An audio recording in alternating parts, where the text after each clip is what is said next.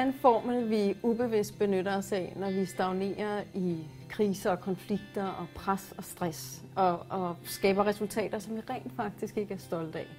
Når vi har den her følelse af, at tingene ikke ligesom flytter sig i den retning, som vi rigtig godt kunne tænke os. Men der er altså også en formel bag flow. Den her følelse af at opnå handlefrihed og glæde og åbenhed og skabe resultater, som matcher den, vi dybest set er, men også i virkeligheden det, vi inderst inde ønsker.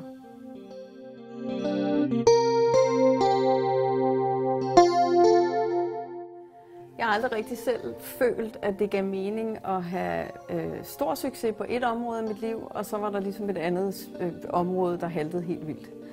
Måske kender du det der med, at der er virkelig noget, der spiller rigtig godt, og så er der noget, der har et par mislyde. Og det er ligesom om, at det er aldrig rigtig fedt, hvis det ikke ligesom løfter sig på alle fronter.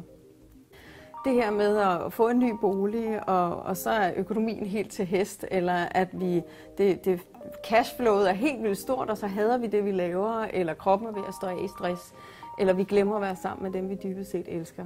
Så det her med, at det virker et sted og ikke et andet, det har jeg brugt meget tid på at finde ud af, hvordan vi ligesom kommer omkring det. Og det er virkelig en af de ting, jeg rigtig gerne vil give videre med Flow-specialistuddannelsen, hvordan vi på simpleste vis kan påvirke helheden på én gang.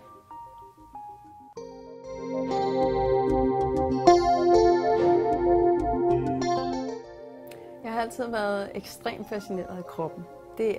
Vores krop er hjernens instrument, og hvis vi ikke ligesom mestrer det at tænke, mestrer tænkning, så kommer kroppen i sidste ende til at bære for meget.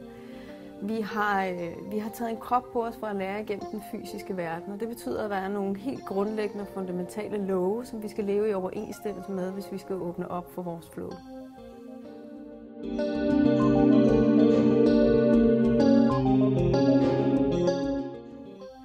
Følelser er virkelig stærke indikatorer for, hvor meget eller hvor lidt flow vi får skabt i vores liv.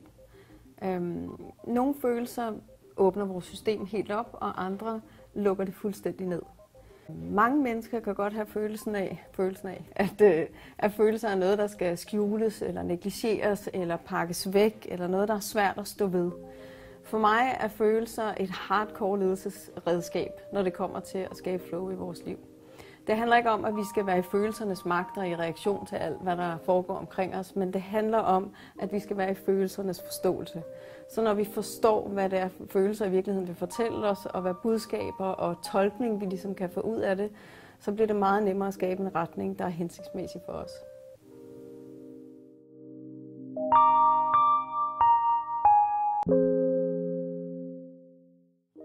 Vi er sociale væsener. Og jeg er overbevist om, at der er milliarder af mennesker på jorden, fordi vi skal give til hinanden, og vi skal lære af hinanden. Og hovedparten af de blokeringer og frustrationer, vi oplever i vores dagligdag, sker lige præcis i samspil med andre mennesker. Og hvis vi ikke forstår vores andel i enhver problemstilling, så kan livet i os og med andre mennesker i virkeligheden blive en knap så kærlig og ærlig og udviklende affære. Og snarere sådan en stopdans, hvor vi hele tiden forlader os selv for at bruge energi på, hvad andre gør eller hvad de ikke gør. Det koster kassen på alle områder.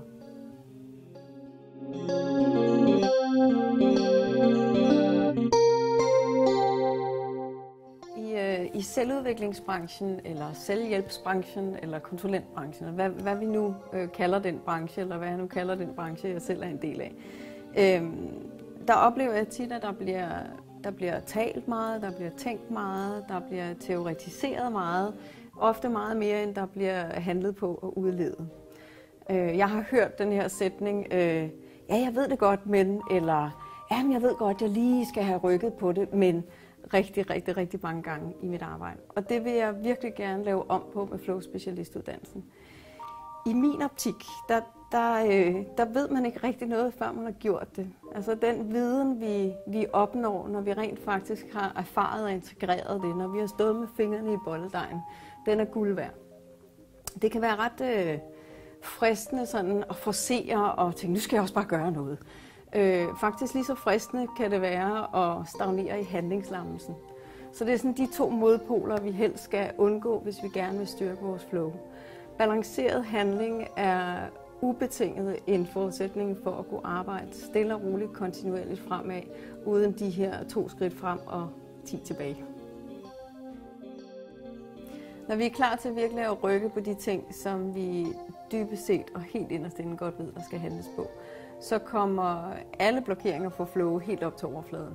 Om det er frygten, eller begrænsningerne, eller alle historierne, vi kan fortælle os selv, eller mistilliden, tvivlen og usikkerhed.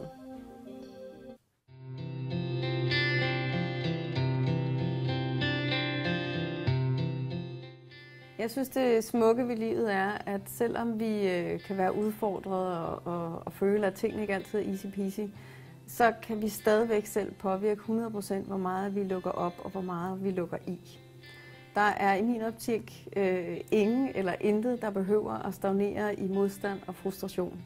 Det er helt klart en mulighed, men det er absolut ikke en nødvendighed.